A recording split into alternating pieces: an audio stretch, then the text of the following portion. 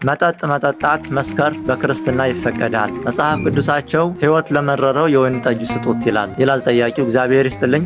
የክርስቶስ ፍቅር ጸጋና ሰላም ይብዛላችሁ ክርስቲያኖች። ይህንን መልእክት የምትሰሙ በመላው ዓለም የምትገኙ ክርስቲያኖች ማህዛብም በቅንነት አድምጡ።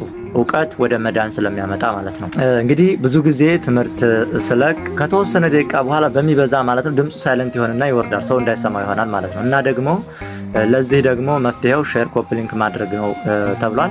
ሼር ኮፒ ሊንክ እያደረጋችሁ ለሁሉም ሰው አድርሱ ማለት ነው። እንግዲህ ጥያቄው የመጣው ከአህዛብ ነው። ብዙ ጊዜ እንደተነጋገርነው መጽሐፍ ቅዱስ ከኦሪት ዘፍጥረት እስከ ራዕየ ዮሐንስ አንድ ሰው አንብቦ አውቀዋለሁ ማለት አይችልም። ምክንያቱም ትርጓሜ አለው። ጥሬው አንብቦ አንድ ሰው አውቀዋለሁ ማለት አይችልም። ይህንን በምንድን ነው የምናውቀው ስንል የማቴዎስ ወንጌል ምዕራፍ 13ን ስናነብ ጌታችን ለሐዋርያት ዘሩን ሊዘራ ወጣ፣ ሲዘራም ግማሹ በመንገድ ግማሹ በሾህ ግማሹ በጭንጫ ላይ ወደቀ አላቸውና ምሳሌውን ተርጉምልን አሉት ይላል። እና ትርጓሜውን አንድምታውን አውቀህ ነው እንጂ ዝም ብሎ አንድ ሰው መጽሐፍ ቅዱስን አንብቤ አውቀዋለሁ ካለ ችግር ነው የሚሆነው ማለት ነው። አንድ ሰው ነበረ ይባላልና መጽሐፍ ቅዱስን አንብቤ ራሴ አውቃለሁ የሚል ማለት ነው። እና አንድ ጊዜ ሲያነብ ቅዱስ ጳውሎስ ለጢሞቴዎስ ስንብቱ ላይ ጸጋና ሰላም ላንተ ይሁን ብሎ ጻፈለት ማለት ነው። እና ያንን ሲያነብ ምን አድርጎ ተረጎመው?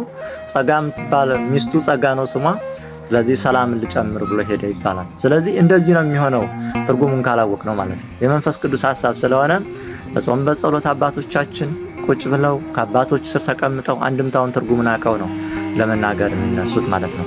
ስለዚህ ትርጉሙን ልክ እንደ ቁርአን ቃል በቃል አይደለም። የመጽሐፍ ቅዱስ እንደ ቁርአን አድርጋችሁ አትውሰዱ። መጽሐፍ ቅዱስ ስታነቡ እንዴት ነው የሚለውን መጀመሪያ አስተውላችሁ ማለት ነው። በመሰረቱ መጽሐፍ ቅዱስ ስከሩ ጠጡ የሚል አንድም ቦታ ከዘፍጥረት እስከ ራዕይ አንድም ቦታ አልተጻፈም ማለት ነው። ስለዚህ ውሸት ደግሞ ተገቢ አይደለም ማለት ነው። እስኪ ወደ ጥቅሱ እንሄድ። መጽሐፈ ምሳሌ ምዕራፍ 31 ቁጥር 6 ላይ እንዲህ ተብሎ ተጽፏል። ለጥፋት ለቀረበው ሰው ብርቱ መጠጥ ስጡት፣ ነፍሱ ለመረረውም የወይን ጠጅ ስጡት፣ ይጠጣ ድህነቱንም ይርሳ፣ ጉስቁልናውንም ከእንግዲህ ወዲህ አስብ ይላል። እንግዲህ መጀመሪያ መጽሐፍ ነው ምንድነው የሚለው? መጽሐፈ ምሳሌ ነው፣ በምሳሌ የተጻፈ ነው። እና ደግሞ እዚህ ላይ ስለመጠጥ አይደለም የሚያወራው፣ ምክንያቱም እዚሁ ስለመጠጥ እንዳልሆነ እዚሁ ላይ ተጽፏል። ምንድነው የሚለው? ቁጥር 7 ላይ ስናነብ ይጠጣ ድህነቱንም ይርሳ ጉስቁልናውንም ከእንግዲህ ወዲህ አያስብ ይላል። ስለዚህ የሚያወራው ስለመጠጥ ቢሆን ኖሮ መጠጥ የሚጠጣው አንድ ቀን ነው ሰውየው። ስለዚህ ስካሩም የዛን ጊዜ ያልቃል፣ ወደ ድህነቱና ወደ ጉስቁልናው ይመለሳል ማለት ነው። ከእንግዲህ ወዲህ አያስብ ሊል አይችልም ነበር ስለመጠጥ ቢሆን ኖሮ ማለት ነው። ስለዚህ አስተውላችሁ ቀስ ብላችሁ ብታነቡ ትረዱ ነበር ማለት ነው። ስለዚህ ስለመጠጥ አለመሆኑን የምናውቀው ከእንግዲህ ወዲህ ጉስቁልናውን ድህነቱን አያስብ ይርሳ ነው እያለ ያለ እና ስለመጠጥ ቢሆን ኑሮ አንደኛ በየቀኑ ይጠጣ ብሎ ቢሆን ኑሮ በየቀኑ ድህነቱን ጉስቁልናውን እንዳያስብ ይጠጣ ብሎ ቢሆን ኑሮ እንደዛ ያስብልን ነበር።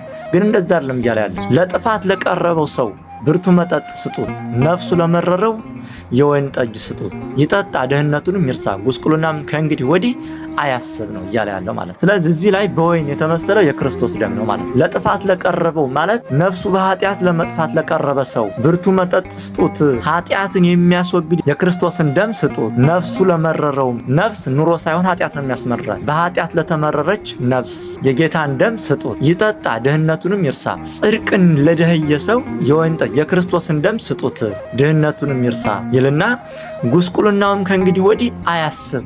ከእንግዲህ በኋላ በኃጢአት የጎሰቆልኩ ነኝ እኔ ኃጢአተኛ ነኝ አይበል። ንስሐ ገብቶ ቅዱስ ሥጋውን ክቡር ደሙን ከተቀበለ ከእንግዲህ ወዲህ ኃጢአቱ ይሰረይለታልና ነው እያለ ያለው ማለት። እኛ ክርስቲያኖች ንስሐ ገብተን ቅዱስ ቁርባን ተቀብለን ቀኖና ተቀብለን ስንቆርብ ኃጢአታችን ይጠፋል። ከዛ ወዲያ ለወደፊቱ ለምንሰራው ኃጢአት እንጂ ድሮ ለሰራነው ኃጢአት አይደለም ንስሐ የምንገባው ማለት እና ይሄንን ይመስላል። ሌላኛው መዝሙር 103 ቁጥር 15 የሰውን ልብ ደስ ያሰኛል ወይን ያስተፈስህበት ይላል ማለት ነው። እና ይሄም ደግሞ ስለ ክርስቶስ ደም ነው የሚናገረው። ያዘነን ልብ የክርስቶስ ደም ደስ ያሰኛል። በእውነት እስኪ አስቡት። ቅዱሳን እነ ማርያም መግደላዊት፣ እነ ማርያም እንተ እፍረት፣ ሳምራዊቷ ሴት ህይወታቸው እንዴት ነበር? ሳምራዊቷ ሴት በሰማሪያ በዛ ጠራራ ፀሐይ ብቻዋን ውሃ ለመቅዳት እንኳን ከሰው ጋር ለመሄድ እንኳን የምትፈራ ሴት ነበር፣ ያዘነች ሴት ነበር። በኋላ ግን ህይወቷ በደስታ ተሞላ።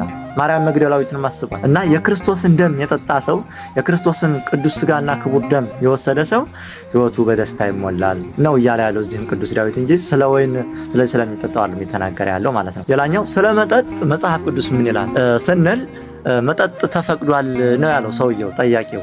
ይሄ እንግዲህ በድፍረት ውሸት መሆኑን ለማረጋገጥ የኤፌሶን መልእክት ምዕራፍ 5 ቁጥር 18 መንፈስ ይሙላባችሁ እንጂ በወይን ጠጅ አትስከሩ፣ ይህ ማባከን ነውና። ስለዚህ ጥያቄውን አስተካክላችሁ አቅርቡ ማለት ነው። ምክንያቱም ቤተክርስቲያን የማትለውን አሁን ሰሞኑን እየሰማን ነው። አንዱ ተነስቶ መጠጥ ተፈቅዷል፣ ሌላኛው ተነስቶ ድንግል ማርያም ቤዛዊት ዓለም አትባልም ይላል። እኛ እንደዛ እንዳልን ማለት ነው። ድንግል ማርያም ተሰቅላ ዓለምን አዳነች እንዳልን ድንግል ማርያም ቤዛዊት ዓለም አትባልም እያሉ ህዝቡን ያምታቱታል ማለት ነው። እኛ መቼ እንደዛ አለ? እውነት ማውራት እኮ ለራስ ነው ጥቅሙ። እውነት ነፃ ታወጣለች። ለምንድን ነው ግን ሰው የሚዋሸው? እና ተገቢ አይደለም ማለት ነው። እና መጠጥ በክርስትና የማይጠጣ ሰው ብፁዕ ነው። ባጭሩ ይፈቀዳል ማለት የትልቅ ድፍረት ነው። መጠጥ በክርስትና ጠጡና ስከሩ የሚል አንድም ጥቅስ የለም ማለት ነው። አንድም ጥቅስ የለም። ስለዚህ የሌለ ነገር አታወሩ። በክርስትና ሃይማኖት መጠጥ አይደለም የሚጣፍጥ ነገር እንኳን አብዝቶ መመገብ ተገቢ አይደለም። ምክንያቱም ክርስቲያን በምድር ላይ ክርስቶስን መስሎ ነው መኖር ያለበት ማለት ነው። ሐዋርያትን መስሎ ነው መኖር ያለበት። ስለዚህ ስለ መጠጥ አይደለም የሚያወራው።